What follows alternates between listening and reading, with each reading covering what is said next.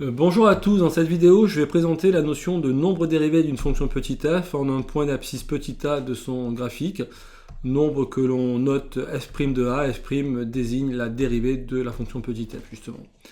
Alors pour cela je vais partir d'un cas, d'une situation physique bien précise qui est l'étude du mouvement d'un objet en chute libre. Imaginez que vous êtes au sommet d'une tour. Ça pourrait être la tour de Pise, sauf que celle-ci va être d'une hauteur un peu plus haute que la tour de Pise, puisque je vais prendre une tour de 80 mètres de hauteur.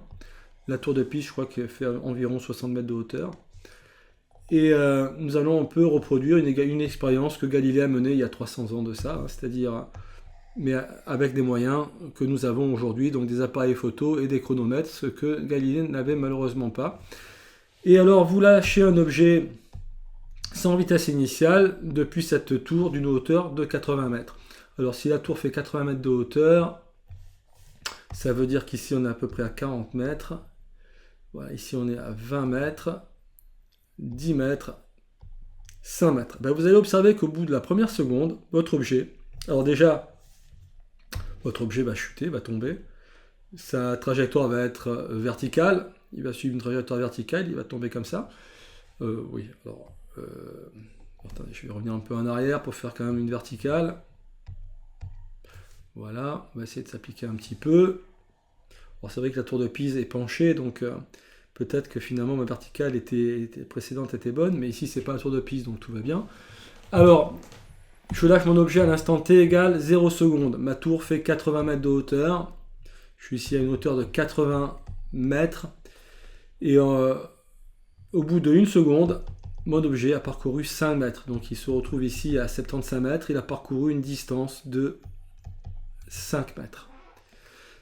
Ça, c'est au bout de la première seconde. Vous voyez, ici, c'est au bout d'une seconde. Et à cet endroit-là, quand la bille est à cette hauteur-là, je démarre le chrono, je lâche ma bille sans vitesse initiale. J'attends 1 seconde, je fais une photo. Ben, la bille se trouve ici. Et je mesure ici une distance de 5 mètres. Sa hauteur maintenant est à 75 mètres. Je prends une photo toutes les secondes, donc la seconde suivante, eh bien, je m'aperçois que mon objet a parcouru une distance, non pas de 5 mètres, puisque la première seconde c'était 5 mètres, mais de 3 fois plus. C'est-à-dire qu'il va parcourir 15 mètres, et donc il va se situer 75 moins 15, il va se situer à une hauteur de 60 mètres. Alors si j'étais à 40 mètres ici, 60 mètres, ça doit être ici. Voilà. Il se trouve ici à 60 mètres de hauteur. Il a parcouru une distance 3 fois plus grande que la distance parcourue la première seconde. Et donc là, je suis à l'instant t égale 2 secondes. J'attends encore 1 seconde, mon appareil photo déclenche, il fait la photo. Eh bien, l'objet s'est déplacé non pas de 15 mètres cette fois, mais donc 3 fois 5, mais de 5 fois 5 mètres. Il s'est déplacé de 25 mètres. Or, 25 mètres, 60 moins 25, ça fait 35. Et si j'étais à 40, donc ça doit être à peu près ici. Hein, ici, on avait 40 mètres, et ici, on a 80 mètres. Donc, il est à une hauteur maintenant de 35 mètres, et il a chuté de... 15, c'était 3 fois 5 mètres, et là, il a chuté de 5 fois 5 mètres. Entre la deuxième et la troisième seconde, il a parcouru 25 mètres, et il se situe à cet endroit-là. Et alors, je vous laisse deviner quelle est la distance qu'il va parcourir entre la troisième et la quatrième seconde. Alors, je vous laisse un peu de temps pour réfléchir. Eh bien oui, c'est bien ça, 7 fois 5 mètres, c'est-à-dire 35 mètres. Et alors 35 mètres, c'est la distance qui séparait mon objet du sol.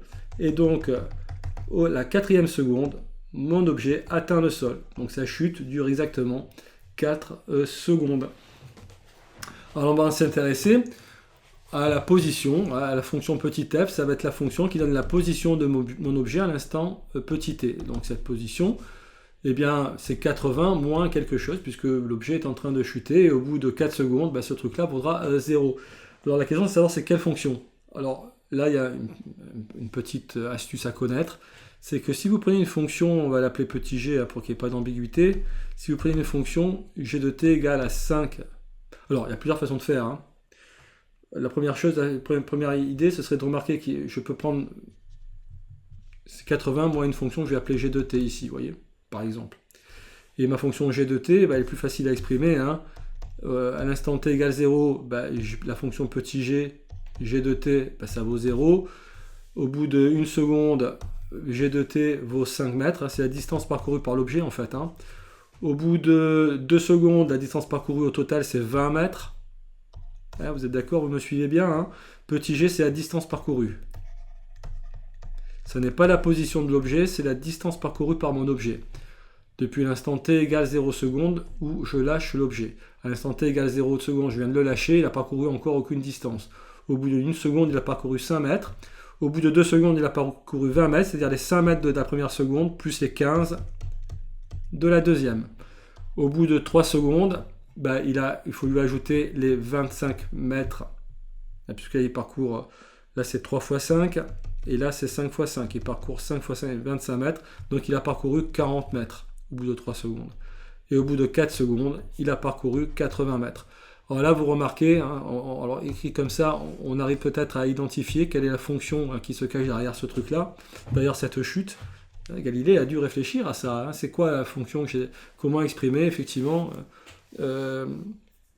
comment varie, quelle est la relation entre la distance parcourue et le temps de chute. Et alors, vous remarquez que si je prends quelque chose d'utile 5 fois, si je dis que g de t est égal à 5 fois t carré, ça marche très bien. Quand t égale 0, ça fait 0. Quand t égale 1, ça fait 5. Quand t égale 2, c'est 2 fois 2, 4 fois 5, 20. Quand t égale 3, 3 fois 3, 9. Voilà, 20 plus 25, ça fait 45. Hein. Merci de... Voilà. Donc, 3 fois 3, 9 fois 5, 45. Et quand t égale 4 secondes, 4 fois 4, 16. Et 16 fois 5, ça fait bien 80. D'accord, voilà. Donc mon g de t c'est ça, et la fonction f de t, c'est 80 moins 5 t carré. Voilà la fonction qui me donne la position, l'altitude de ma bille en fonction du temps. Et donc on va s'intéresser à la variation de l'altitude de ma bille, enfin de mon objet, c'est une bille probablement, en fonction du temps. Donc l'altitude en fonction du temps. Ça c'est le y, on va appeler ça y. On a un axe y qui est vertical, orienté vers le haut. C'est en fait l'axe, la droite y, on peut considérer que c'est la droite qui supporte la trajectoire de mon objet, vous voyez, qui a été graduée avec y égale 0 quand on est au niveau du sol, y égale 80 quand au niveau du haut de l'immeuble, et on lance bien notre bille au haut de l'immeuble, donc sa altitude à t égale 0 c'est 80 mètres, et comme ça elle parcourt cette distance, voilà. Et on a ici une expression y, la fonction petit f qui nous donne l'altitude de la bille en fonction du temps. Et on va s'intéresser aux variations de cette altitude, à la variation de cette altitude. Alors, un premier calcul que l'on sait faire facilement, c'est calculer des vitesses moyennes. Par exemple, on peut étudier quelle a été la vitesse moyenne la première seconde. La vitesse moyenne entre l'instant 0 seconde et l'instant 1 seconde, c'est la distance parcourue, c'est-à-dire 5 mètres. Alors 5 mètres, c'est quoi finalement? C'est la position, l'altitude au bout de 1 mètre, moins l'altitude à l'instant t, enfin au bout de 1 seconde, moins l'altitude à l'instant t égale 0 seconde, divisé par 1 seconde. C'est ça la vitesse moyenne entre 0 et 1 seconde. F de 1 moins f de 0, eh bien évidemment, ça me donne, c'est 75 moins 80, divisé par 1, ça fait donc moins 5 divisé par 1 seconde. On a des mètres en haut, des secondes en bas. Ça fait bien moins 5 mètres par seconde. C'est bien une vitesse. La distance parcourue divisé par le temps mis pour la parcourir. Alors c'est pas vraiment une distance, on voit, c'est une variation de position. C'est pour ça qu'elle est négative. Les distances en général sont positives. Mais là c'est une variation de position. Elle est négative. Ça ne pose aucun problème. J'ai une vitesse qui est négative. Pourquoi ma vitesse est négative? Bien parce que mon axe est orienté vers le haut. Mais l'objet a une vitesse, elle se déplace vers le bas, donc sa vitesse est négative. Sa position diminue. Le y diminue. Voilà, ça c'est la vitesse moyenne entre 0 et 1 seconde. Alors je pourrais calculer la vitesse moyenne entre 1 seconde et 2 secondes. Le calcul, ça va être le même, c'est f de 2 moins f de 1. Une fois qu'on a compris le calcul, c'est très simple. Vitesse moyenne entre l'instant 1 seconde et 2 secondes, c'est f de 2 moins f de 1 divisé par 2 moins 1. Alors f de 2, eh bien, j'ai 60 mètres. à l'instant d'une seconde, il était à 75 mètres de hauteur. Je divise par 2, ça me fait moins 15 divisé par 2, c'est-à-dire moins 7,5 mètres par seconde. On voit que la vitesse moyenne augmente. Alors, la vitesse moyenne, c'est ce qu'en mathématiques, on va appeler le taux de variation. Donc, retenez bien ça. La vitesse moyenne, c'est ce qu'on appelle le taux de variation de la fonction petit f, quand la variable varie, donc passe d'une valeur à une autre. Par exemple, d'un instant t1, ici à un instant t2. Petit t, on est bien d'accord, le temps ici c'est la variable.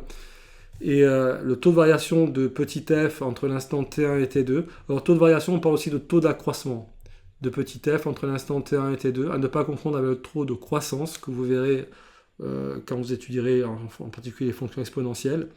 Donc là, le taux de variation ou taux d'accroissement, on appelle ça aussi taux d'accroissement de petit f entre l'instant t1 et t2, donc c'est entre deux instants particuliers, eh bien c'est f de t2 moins f de t1 divisé par t2 moins t1.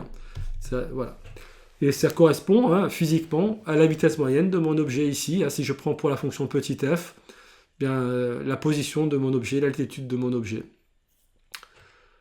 Voilà, c'est très bien. Alors la question que va se poser maintenant, c'est j'ai des vitesses moyennes qui augmentent, mais comment je pourrais trouver, donc ça veut dire que la vitesse de l'objet augmente, mais comment je peux trouver la vitesse à un instant donné? Et c'est là que eh bien, je vais continuer mon étude à partir d'un graphique, ce sera beaucoup plus intéressant. Alors je vous propose d'aller sur officeis.net et puis voilà, et vous avez un outil qui a été construit grâce à MathGraph32 qui permet de tracer des graphiques et de calculer des taux d'accroissement et des taux de variation ici. Vous voyez, donc on va utiliser ça. On va mettre la fonction qu'on a trouvée pour petit f, c'est-à-dire 80 moins 5. Alors, on ne peut pas mettre petit t au niveau de la variable. Donc, la variable, c'est le temps, mais on va l'appeler petit x. On va masquer le graphe numéro 2 puisqu'il ne nous intéresse pas. Et en bleu, vous avez le graphe de la fonction. Alors, évidemment, il ne faut pas, avec les graduations qui sont là, on ne va pas pouvoir le voir. Vous pouvez ici diminuer les graduations, mais ça ne va pas suffire. Je vais masquer d'ailleurs cette droite rose ici dans un premier temps, et également la tangente, puisque c'est quelque chose dont on n'a pas encore parlé. Ça n'est pas suffisant, puisque en Y, j'ai l'altitude de mon objet, ça va jusqu'à 80 mètres, donc là je suis à 5 mètres, évidemment je ne vais pas pouvoir le voir.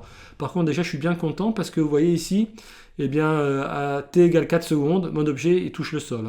Son altitude vaut Y égale 0. Donc en Y ici, f de x, le Y c'est l'altitude de mon objet, et en abscisse ici j'ai le temps. Quand t, alors, et pour pouvoir voir mon graphique, je vais changer l'échelle en Y ici. Alors si je fais 10, c'est pas suffisant, encore que je pourrais descendre ici, et oui, on peut faire ça comme ça, vous voyez. Alors vous voyez bien qu'à l'instant t égale 0 secondes, mon objet se situe à une hauteur de 80 mètres. Et à l'instant t égale 4 secondes, mon objet a touché le sol. Donc en axe des Y, on représente l'altitude, en axe des abscisses, on représente le temps. Alors on est bien d'accord qu'il s'agit ici d'une représentation. L'axe des Y ici, c'est un axe qui permet de tracer le graphe de la fonction.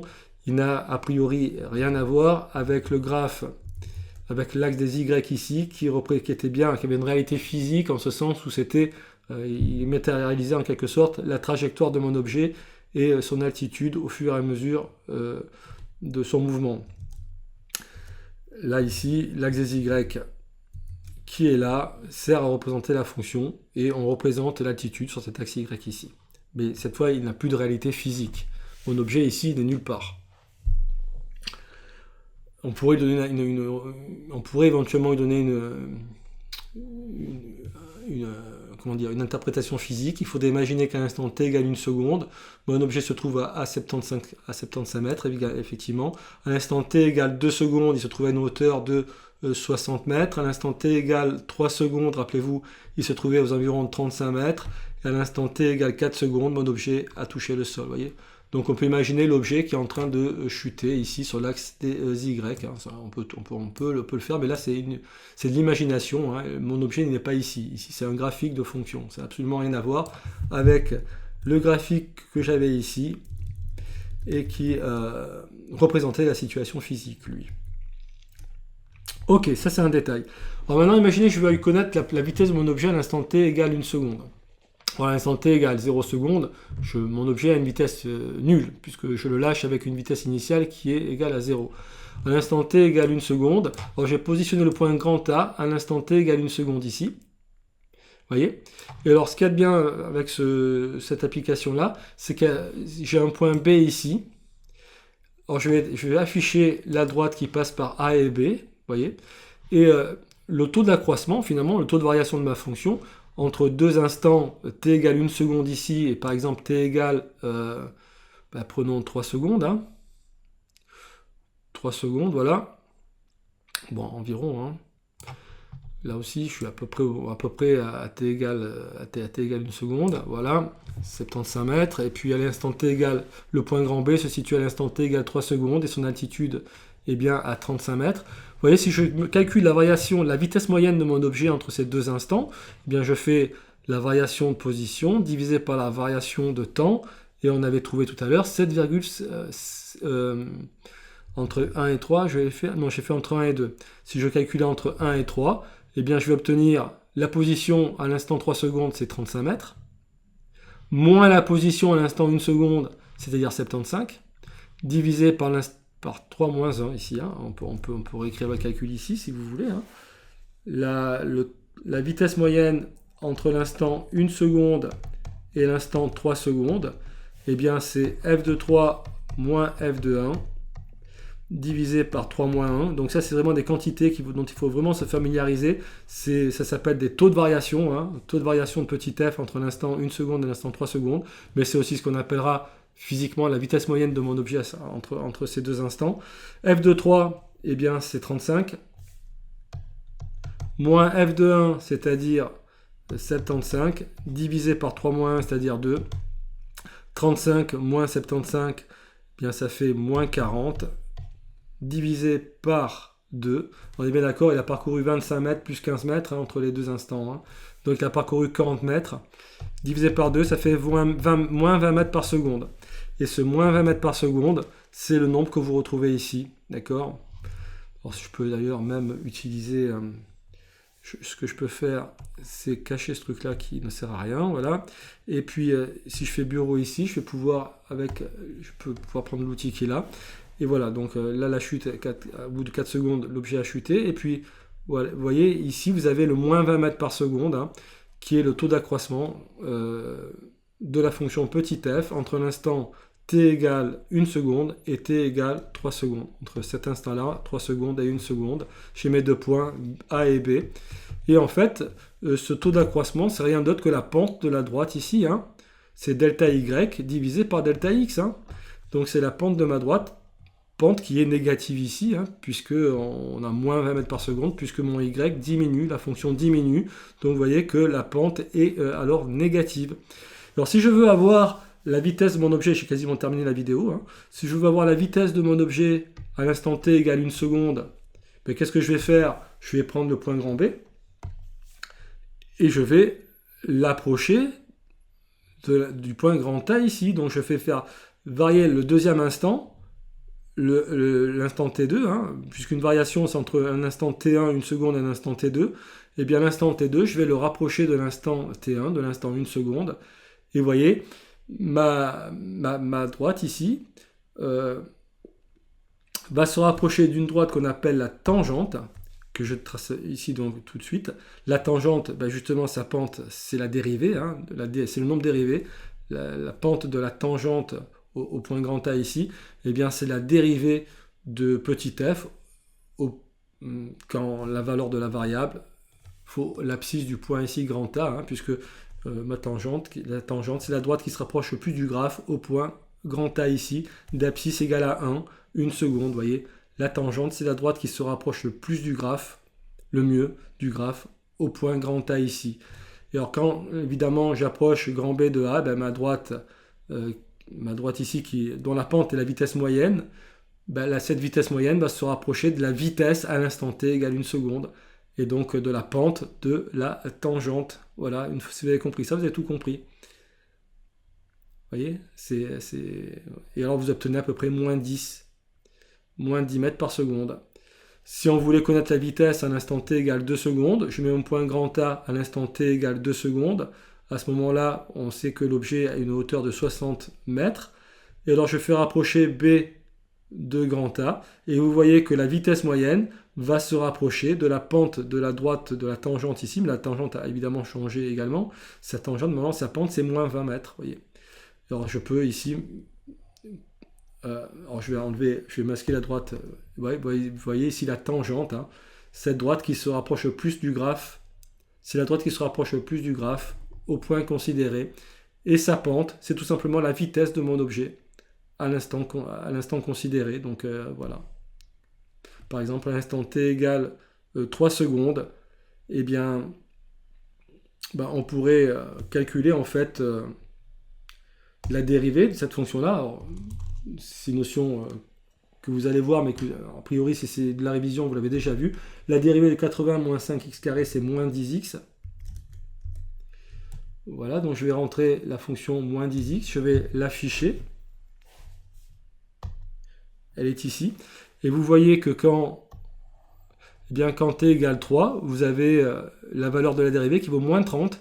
Ça veut dire que la pente de la droite qui se rapproche le plus du graphe au point d'abscisse 3, sa pente c'est moins 30. Et c'est bien ce qu'on observe ici, hein, vous avez moins 27,42.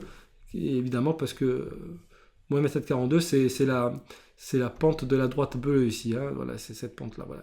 Mais vous voyez que quand je m'approche ici, ça s'approche de 30. Et d'ailleurs, vous pourriez remarquer que si j'avance de 1 carreau, je descends de 3 carreaux, c'est-à-dire de 30 mètres, pour revenir sur un point de la droite de la tangente.